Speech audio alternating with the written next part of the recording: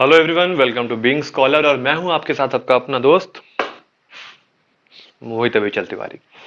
तो दोस्तों, ऐसा है कि हमने लास्ट क्लास में बात किया था कि किस तरह से सिविल डिसोबीडियंस मूवमेंट की तरफ हमने कदम बढ़ा लिए थे, और साथ ही साथ हमने ये जाना था कि गांधी जी ने किस तरह से मूवमेंट को वापस लिया था। तो ठीक है, नॉन कोऑपरेशन वापस लिया और सिविल डिसोबीडियंस की तरफ बढ़े। तो अब बिना देर करते हुए हम वापस आते हैं टॉपिक पे। यहां था कि अब हम जानते हैं कि क्या है सिविल डिसोबीडियंस मूवमेंट, क्या चीज है भाई, भला क्या है ये। तो salt march mark the beginning of CDM. जो सॉल्ट मार्च था, याद होगा दांडी मार्च मैंने बताया, उसके साथ सीडीएम की क्या हो गई, शुरुआत हो गई। तो कहता है salt march mark the beginning, यानी सॉल्ट मार्च से बिगिनिंग हो गया इसका। People were now asked to break colonial laws. Salt march से किस चीज की बिगनिंग स्टार्ट हुई, सीडीएम की, यानी सिविल डिसोबीडियंस मूवमेंट की। फिर बात कहता है कि people were now asked to break colonial laws, यानी जितने कॉलोनियल लॉज थे, जितने इस कॉलोनियल गवर्नमेंट ने लॉज बना के रखे हुए हैं, उनको क्या करो, तोड़ो। अब कई लोग यहाँ सोचते हैं, मतलब आपको तो मालूम होगा, मुझे आप पे शक नहीं है, बट कुछ होते हैं ऐसे लोग, जैसे मैं था, मैं उतना इंटेलिजेंट नहीं था बचपन में, ऐसा मैं नहीं बोलूंगा। तो सीडीएम जब हम पढ़ते थे तो कॉलोनियल की बात आती है, तो कॉलोनियल हम लोग जनरली बहुत, यार क्या है कॉलोनियल, कहीं तो पढ़ा था, नहीं जानते हैं, भूल रहे हैं। तो आप सबको याद दिला दूं, अगर आता है तो अच्छी बात है, नहीं आता है तो आपको कंफ्यूजन ना हो उसके लिए। अंग्रेजों ने कई जगह शासन किया, ठीक है, यानी कई जगहों पे उन्होंने अपनी कॉलोनीज बनाई। जिन जिन जगहों पे वो कैप्चर करते जाते थे, जहां जहां वो शासन करते थे, उन जगह को अपनी कॉलोनी बनाते थे। अब मान लो कि मेरे घर पे किसी ने शासन कर लिया, उसने अपनी कॉलोनी बना ली मुझे, है ना। तो अब मेरे यहां तो उसकी हुकूमत चलेगी, यानी उसकी सरकार है। तो वो कैसी सरकार कहलाएगी, कॉलोनियल गवर्नमेंट कहलाएगी। तो ठीक उसी तरह अंग्रेजों ने भारत को अपनी कॉलोनी बनाई, और यहाँ पे जो सरकार काम कर रही थी वो कहलाई कॉलोनियल गवर्नमेंट। तो कॉलोनियल गवर्नमेंट के जो भी लॉज थे उसको तोड़ने के लिए कहा गया। फिर आता है non cooperation was still followed, और कई लोग अभी भी, नॉन कोऑपरेशन मूवमेंट तो खत्म हो गया था, लेकिन इसमें कहा गया कि आपको कुछ खास नहीं करना है, कानून तोड़िए, साथ ही साथ नॉन कोऑपरेशन वाली चीजों को भी आप फॉलो करते रहिए। यानी क्या था, लिकर शॉप वगैरह को लूट लिया था, याद ही होगा आपको। साथ ही साथ स्कूल ना जाना, लॉयर्स का कोर्ट ना जाना, प्रैक्टिस नहीं करना, ये सारी चीजें थी। चलिए, अब इसके इंपैक्ट क्या हुए सीडीएम के, क्वेश्चन आता है 5 नंबर में, impacts of civil disobedience movement. पहला, अब्दुल गफ्फार खान अरेस्टेड। अब्दुल गफ्फार खान गांधी जी के फॉलोअर थे, बहुत अच्छे एक तरह के लीडर थे, उनको अरेस्ट कर लिया गया। अब इनको जब अरेस्ट किया गया ना, समझो भाई बवाल ऑल ओवर इंडिया में, कि भाई इनको क्यों अरेस्ट किया गया है। होता है हमारे यहाँ कुछ ऐसा, लीडर वगैरह को कुछ हो जाता है तो लोग नहीं रोड पे निकल जाते हैं। तो प्रोटेस्ट शुरू हो गए चारों तरफ। फिर Gandhi ji was also arrested, peaceful satyagrahi attacked women and children. अब देखो, गांधी जी को तो अरेस्ट किया ही गया, साथ साथ जो भी लोग शांति से सत्याग्रह कर रहे थे उन पे भी अटैक हुआ, और विमेन एंड चाइल्ड को भी नहीं छोड़ा गया। तो यहाँ पे आपको जलियांवाला बाग थोड़ा सा याद आया होगा, हल्का सा। वहां पे भी पीसफुल प्रोसेशन जा रहा था, उस पर अटैक किया गया था, और बाग में तो महिला बच्चे बूढ़े, क्या महिला क्या बच्चे क्या बूढ़े, सबको मार दिया। ठीक है, Gandhi ji called off the movement, आया ना। तो बिना इस पॉइंट के गांधी जी का कोई मूवमेंट हो सकता है, एंड में आना ही आना है कि Gandhi ji called off the movement. इन्होंने देखा गांधी जी ने कि वायलेंस हुआ, तो क्या करो, मूवमेंट को वापस ले लो। तो इस तरीके से सिविल डिसोबीडियंस मूवमेंट को भी वापस ले लिया गया। अब देखिए, अब जो लोग पिछले वीडियो से कनेक्ट करेंगे, वहां हमने बोला था कि नॉन कोऑपरेशन मूवमेंट क्यों वापस लिया गया था। तो नॉन कोऑपरेशन मूवमेंट वापस इसीलिए लिया गया था क्योंकि वहां भी वायलेंस हो गया था। सीडीएम भी इसीलिए वापस लिया गया क्योंकि यहां भी वायलेंस हो गया। बट कुछ दिनों बाद ऐसा लगा कि सीडीएम को रिलॉन्च करने की जरूरत है, यानी अब कुछ मिल नहीं रहा है ना, नया मूवमेंट कहां से लाएंगे। तो सिविल डिसोबीडियंस मूवमेंट को ही क्या करते हैं, रिलॉन्च करते हैं, बट इस बार ज्यादा डेडिकेशन के साथ करेंगे। 11-12 relaunch of CDM. Gandhi ji entered into a pact with Irwin. क्या था, इरविन, लॉर्ड इरविन याद है, लॉर्ड इरविन के साथ गांधी जी ने एक समझौता किया। क्या किया, he agreed to take part in second round table conference, government release political prisoners. अब देखो, गांधी और इरविन के बीच में एक पैक्ट हुआ जिसको हम गांधी इरविन पैक्ट कहते हैं। उन्होंने बोला तुम जितने लोगों को अरेस्ट किया है तुम छोड़ दो, मैं चलूंगा, जो तुम्हारे सेकंड राउंड टेबल कॉन्फ्रेंस हो रहा है उसमें पार्टिसिपेट करूंगा, बातचीत करूंगा, छोड़ दो उनको। तो गवर्नमेंट ने क्या किया, पॉलिटिकल प्रिजनर्स को छोड़ दिया। गांधी जी गए, लेकिन no result at RTC, round table conference का कोई निष्कर्ष नहीं निकला। Congress declared illegal, Gandhi ji relaunched CDM. अब देखो, कांग्रेस को जहां उन्होंने देखा कॉलोनियल गवर्नमेंट ने कि एक पार्टी उभर रही है, इन्होंने नए नए राजनेता दे दिए और लीडर्स दे रहे हैं, राजनेता is not a correct word, नए नए लीडर्स दे दिए और ये लोग अलग अलग मैटर लेके आ रहे हैं, अब लोग पढ़े लिखे हैं, तो क्या करो कांग्रेस को ही इलीगल डिक्लेयर कर दो। रशियन रेवोल्यूशन अगर आपको याद होगा तो आरएसडीपी की तरह कई पार्टियों को इलीगल घोषित किया गया था, तो उसी तरह यहाँ पे इलीगल घोषित किया गया। गांधी बाबा बोले कि अरे ना, ये तो गलत हो रहा है, अब अगर चुप रहेंगे तो चुप ही रहना पड़ेगा। तो इन्होंने बोला कि सिविल डिसोबीडियंस मूवमेंट को रिलॉन्च कर दो। तो कई लोग, मतलब मैं अपनी पर्सनल फीलिंग बताता हूँ, मैंने जो जैसे अलग अलग बुक्स में मैंने पढ़ा है, स्कूल टेक्स्ट बुक नहीं, आगे की बुक्स में, तो कई सारे लोग गांधी जी के फैसले से खुश नहीं थे, और कई जैसे जैसे मूवमेंट्स उन्होंने बंद किए ना, तो अगला जब लॉन्च किया आपने ही पीछे देखा कि लोगों ने एक्टिवली पार्टिसिपेट करना बंद कर दिया था। तो यहाँ भी लोगों ने बोला कि फिर से सिविल डिसोबीडियंस ये फिर वापस ले लेगा, हम नहीं जाएंगे लाल जूता खाने रोड पे, गांधी जी माफ करिए। तो वो हुआ। अब आगे आते हैं how people saw the movement. तो कल मैंने बोला था कि जितने भी मूवमेंट हुए थे इंडिया में, लास्ट वीडियो में मैंने जैसा बताया कि हम अगली क्लास में देखेंगे कि लोगों का क्या नजरिया था, वो अपने आप को किस तरह कनेक्ट कर रहे थे। तो आइए 4 ग्रुप्स हमने देखते हैं। रिच पीजेंट, जो अमीर पीजेंट थे, hit by trade depression. Trade depression की बात हुई थी। अब अमीर जो खेतीहर हैं, अमीर पेजेंट है, उनका तो इंपोर्ट एक्सपोर्ट का मामला भी ज्यादा है ना, उनकी प्रोडक्शन हाई है, उनकी इनकम हाई है, लेकिन डिप्रेशन, ट्रेड डिप्रेशन आने के बाद इनका ट्रेड डाउन हो गया, यानी कि खत्म, इनकम इनकी भी गई और टैक्स इनको भी देना होता था। तो टैक्स में माफी क्या मिली थी इनको, इनको भी नहीं मिली थी। अनेबल टू पे रेवेन्यू, तो ये रेवेन्यू पे करने में असमर्थ हो गए थे, तो ये ज्वाइंट सीडीएम। अब उनको लगा कि भाई हमारे हक, इन्होंने आप पीछे थोड़ा सा जो पीछे के छोटे छोटे मूवमेंट्स थे, इन्होंने उसमें साथ नहीं दिया, बट इनको लगा कि यहाँ हमारे हक की बात हो सकती है, तो इन्होंने सीडीएम को ज्वाइन कर लिया। ये ज्वाइंट सीडीएम कि भाई रेवेन्यू कम कराना है और ये तो सिविल डिसोबीडियंस की बात हो रही है, अपना पे भला हो जाएगा, आओ ज्वाइन करते हैं। फिर आता है for them struggle was against revenue. अब स्ट्रगल, बाकी लोग तो स्ट्रगल के बारे में ये सोच रहे थे ना कि इंडिया को हमें क्या करना है, स्वराज लाना है, इंडिपेंडेंट नेशन बनाना है, लेकिन इनके लिए ये मूवमेंट क्या था, सिर्फ और सिर्फ ये कि रेवेन्यू कम हो जाए इनका।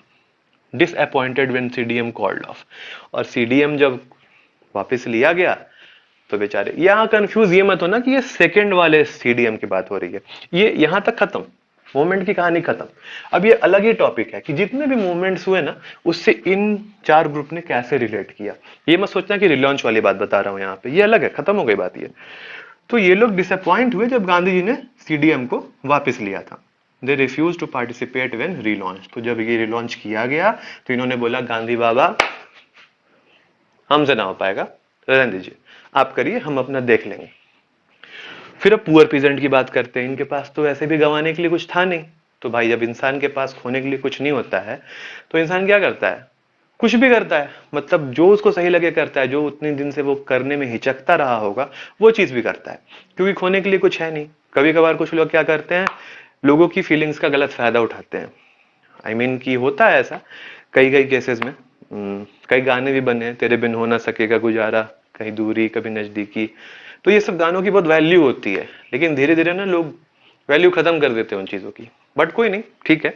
तो गांधी जी कि मूवमेंट के कॉल ऑफ होने से क्या होता है, उन चीजों की वैल्यू कम होती चली गई। तो पुअर पीजेंट्स के लिए क्या था, वो जो कभी वैल्यू थी उस चीज की, वो अब कम होती चली गई थी, ठीक है। बट फिर भी इनके पास और कोई ऑप्शन तो था नहीं, तो इन्होंने कहा कि यार ठीक है, कोई तो अब हो नहीं रहा है, तो चलो ठीक है, देखते हैं, इनके साथ ही रह लेते हैं। अनेबल टू, हाँ नहीं, they were also hit by depression, तो ये जो मंदी आई थी उससे इन पे भी असर पड़ा था। अब देखो इनके तो बस बड़े बिजनेस को और कम हो गया ना इनका बिजनेस, लेकिन इनका तो बहुत कम था, खत्म होने जा रहा है। अनेबल टू पे रेंट टू लैंडलॉर्ड्स, आ गया ना मैटर, रेवेन्यू इनको देना है, लेकिन ये इनके तो जमींदार हैं, इन्होंने रेंट पे है, ये अपनी जमीन भी नहीं है इनकी, तो ये रेंट कहां से देंगे भाई, तो ये भी रीजन है इनके पास एक।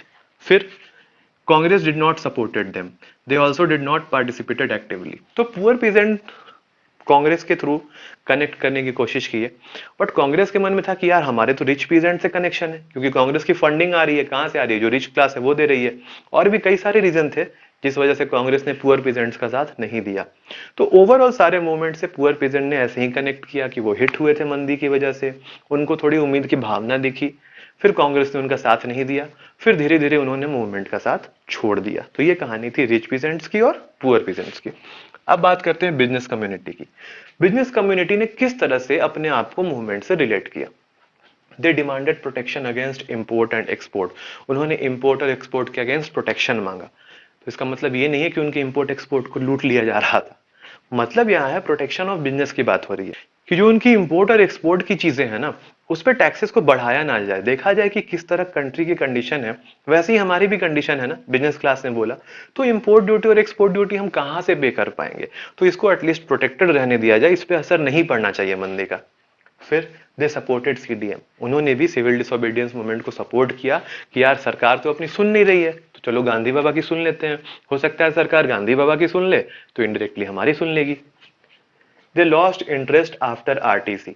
अब राउंड टेबल कॉन्फ्रेंस में गए, वहां पे इस तरह की कोई डीलिंग हो नहीं पाई। ठीक है, यानी इनको लग गया कि कुछ काम बनने नहीं वाला है, तो इनके पीछे समय वेस्ट करने से अच्छा है कि चलो अपना काम पे ही ध्यान देते हैं। तो बिजनेस कम्युनिटी ने आरटीसी यानी राउंड टेबल कॉन्फ्रेंस के बाद अपना इंटरेस्ट खत्म कर लिया मूवमेंट से। अब देखिए यहाँ पे इन्होंने सेटअप किया दो चीजें, क्या क्या, इंडस्ट्रियल एंड कॉमर्शियल कांग्रेस 1921 में। आप देखते हैं ना बिजनेस की एसोसिएशन होती है कई सारी, तो पहला एसोसिएशन ये था। कांग्रेस मतलब होता है एक मीटिंग, एक ग्रुप, एक association. Federation of Indian chamber of commerce and industries 1927।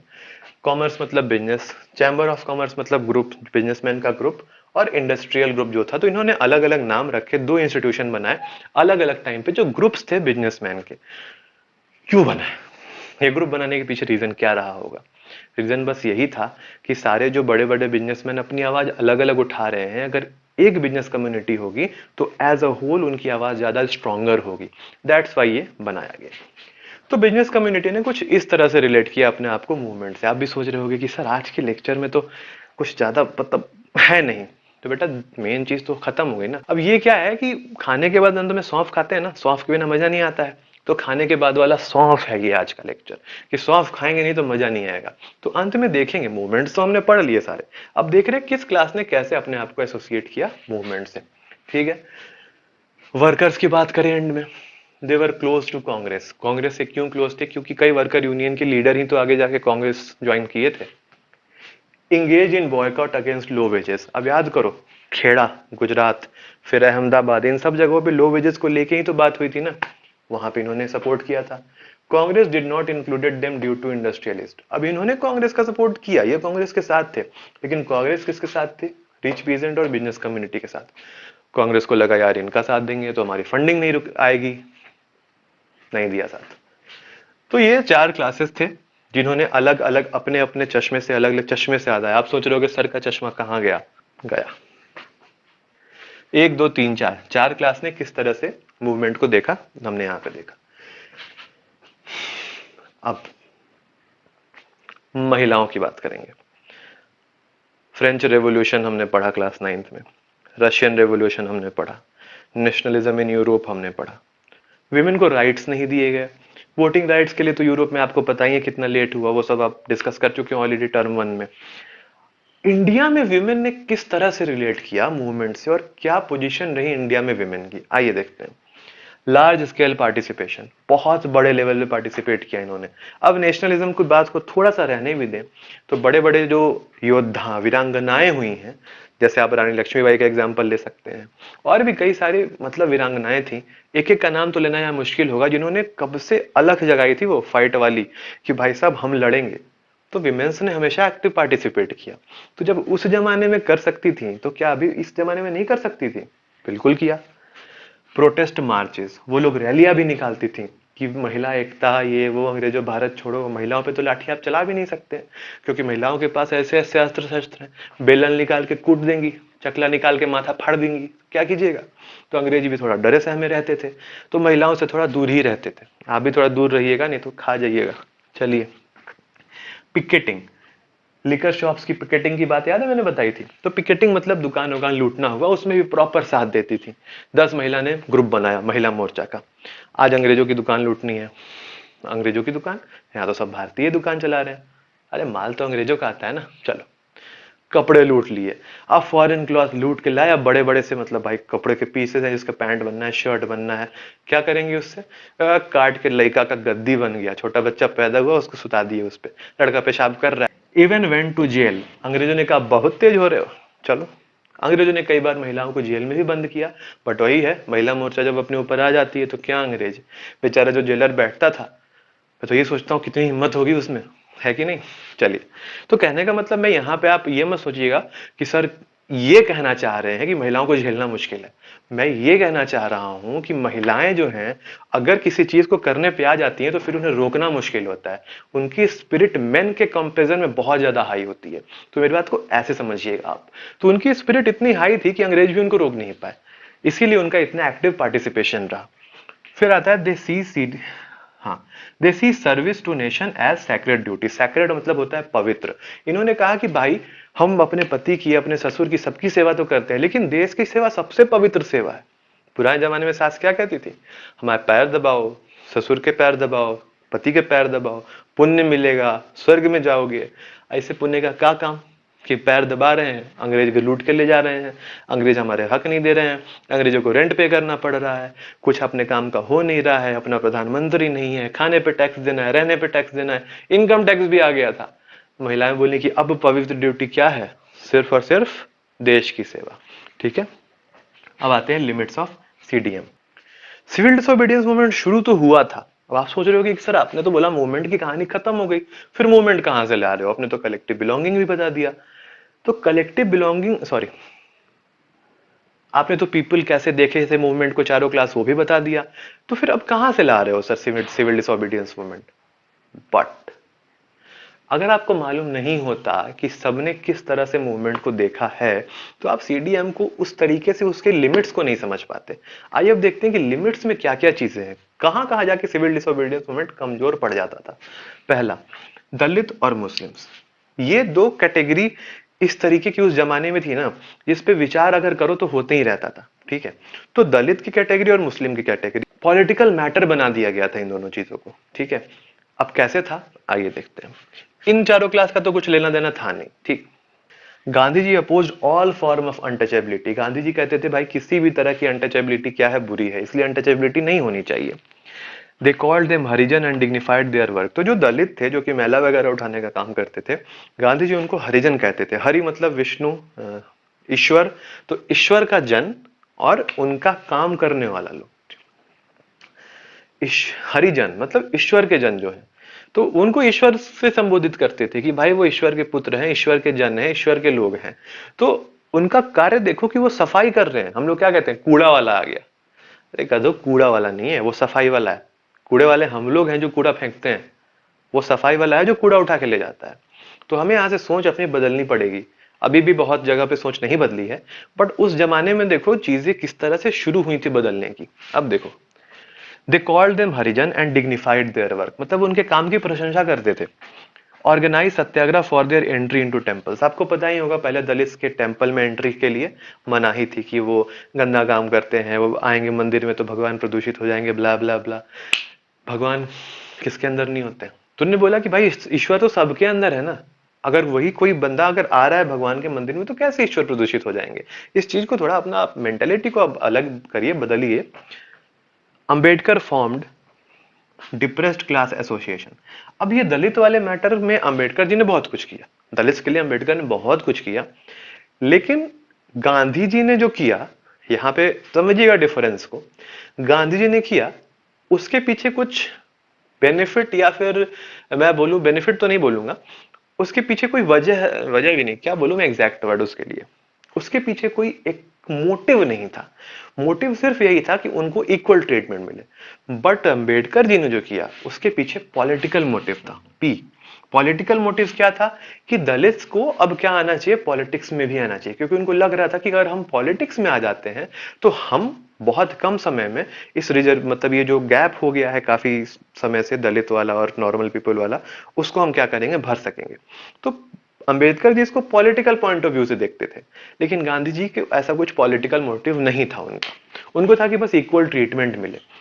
तो Ambedkar form depressed class association. Depressed class जिसके साथ अच्छा नहीं हुआ है, तो उन्होंने एक एसोसिएशन ही बनाई जो थोड़ी सी पॉलिटिकल तरीके से काम कर रही थी।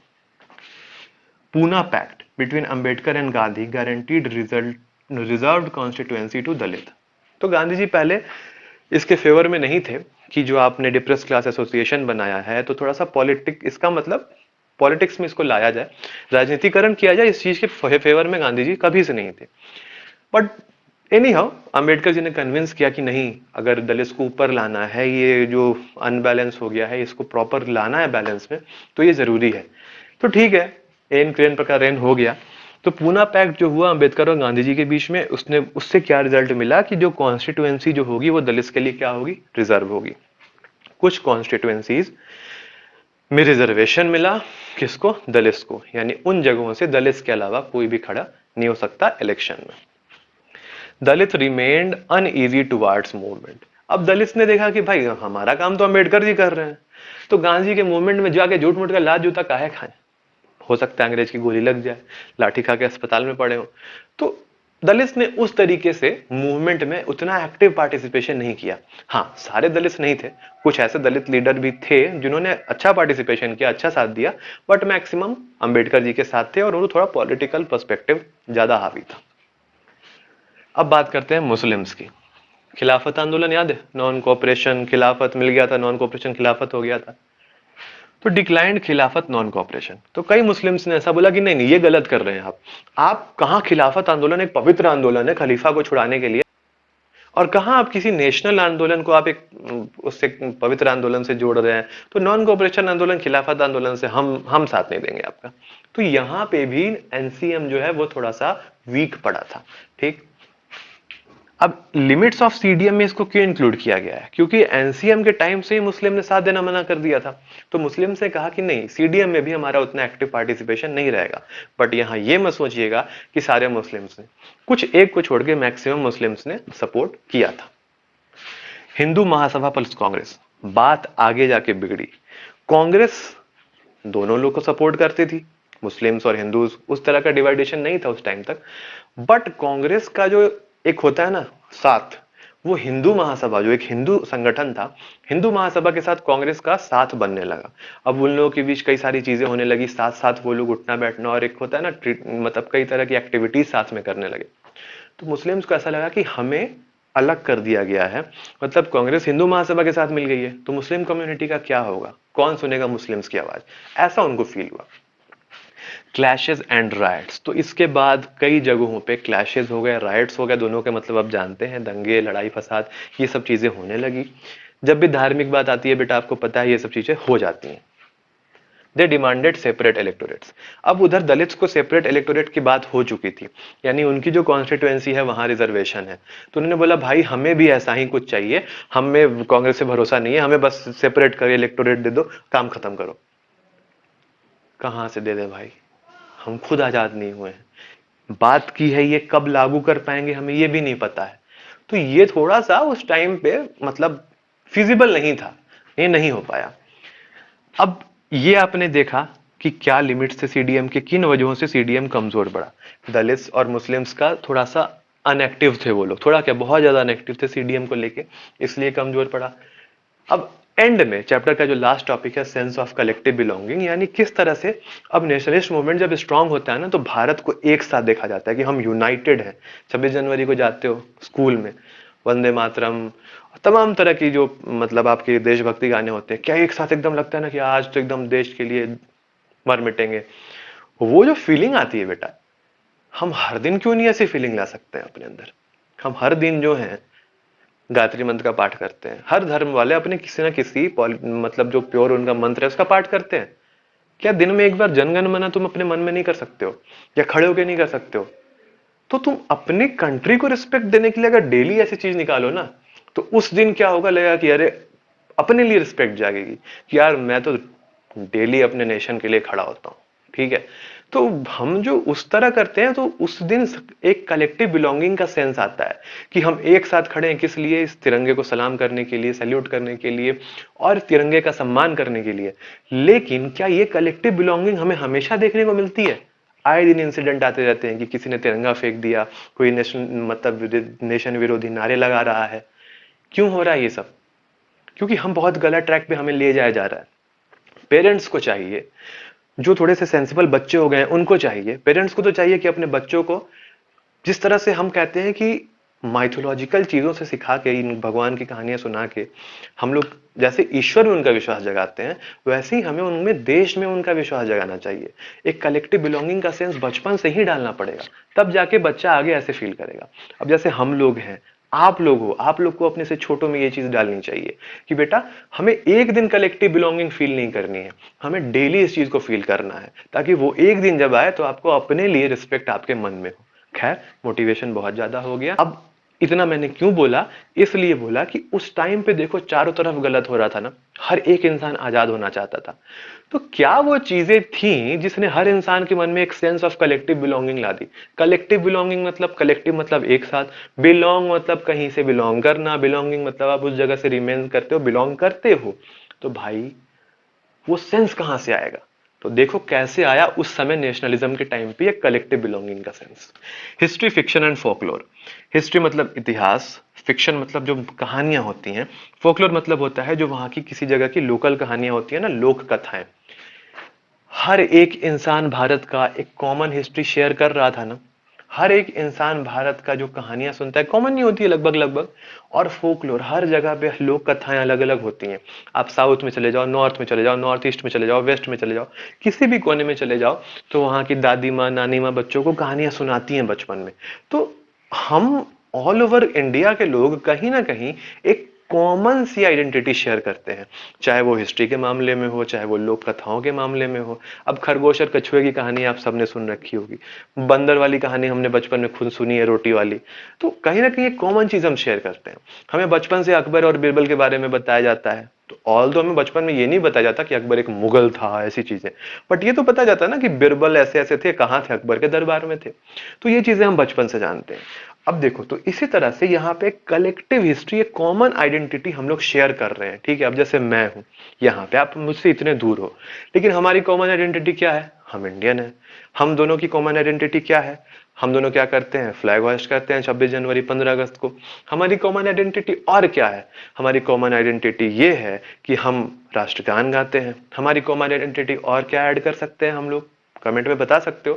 वैसे मैं ऐड करता हूं, अपने माता पिता को रिस्पेक्ट करते हैं। सुना है ना कि गुरु गोविंद दो खड़े, काके लागू पाए, बलिहारी गुरु आप ही, जो गोविंद दियो बताए। मतलब कि भगवान, ठीक है, और गुरु दोनों ही खड़े हैं। किसका पैर में छू?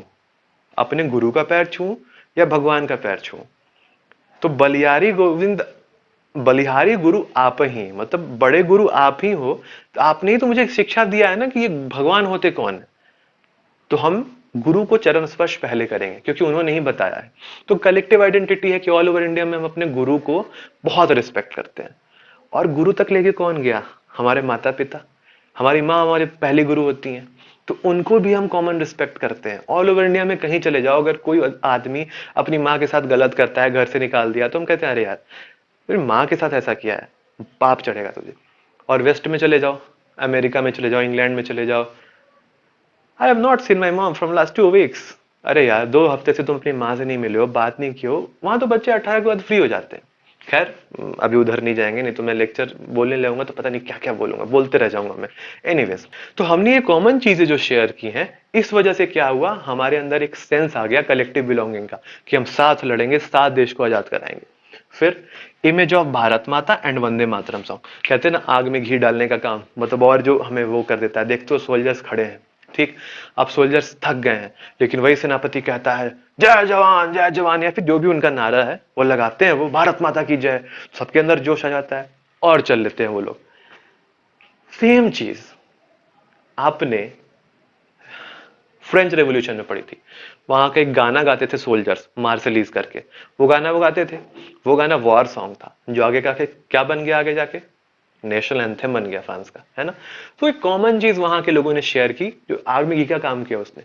अब इंडिया में कौन सी ऐसी चीज थी जो नेशनलिज्म की आग लोगों के मन में लगी थी, उसमें घी का काम किया। तो भाई बंकिम चंद्र चट्टोपाध्याय जी जो थे, इन्होंने दो चीजें बनाई। एक भारत माता की तस्वीर बना दी, फेमिनिन फिगर। आपको उधर भी याद होगा, रशियन रेवोल्यूशन में और बाकी यूरोप में जितने रेवोल्यूशन हमने पढ़े, सब में एलेगोरीज मैंने पढ़ाया था। तो यहाँ पे भी भारत माता। अब एक पल को भारत पिता होते तो लोग भले ही उतना नहीं होते, लेकिन भाई माँ की बात आ गई है, माँ के ऊपर से कोई थोड़ी है, माँ से ऊपर नहीं है ना। तो माँ की बात आ गई, तो भारत माता की जय। अपने हमारे माँ के ऊपर मतलब शासन कर रहे हैं, अपनी माँ को आजाद करा के रहेंगे। Sense of collective belonging.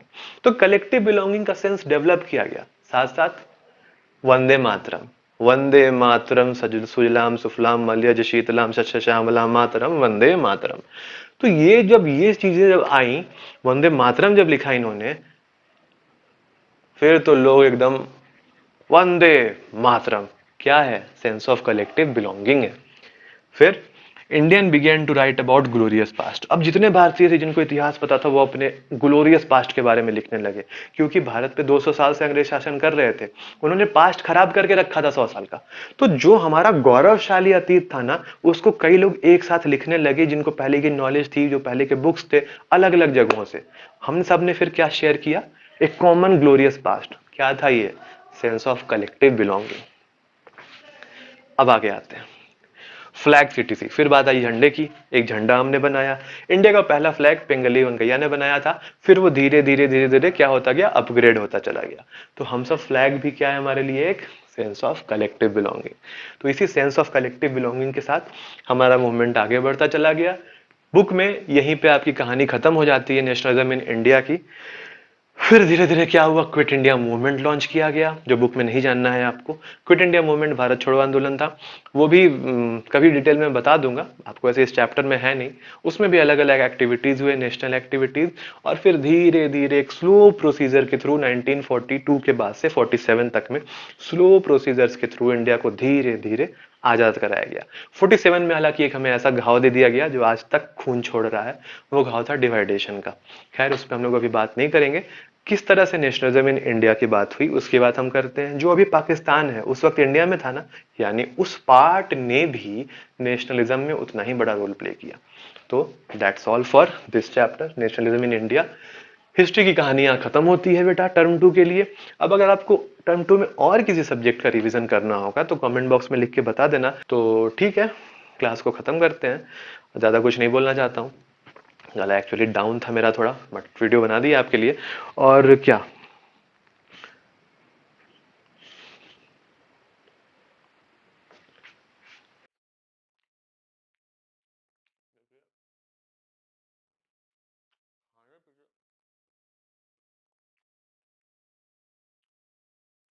आ खाते पीते रहिए, पढ़ते रहिए, ठीक है।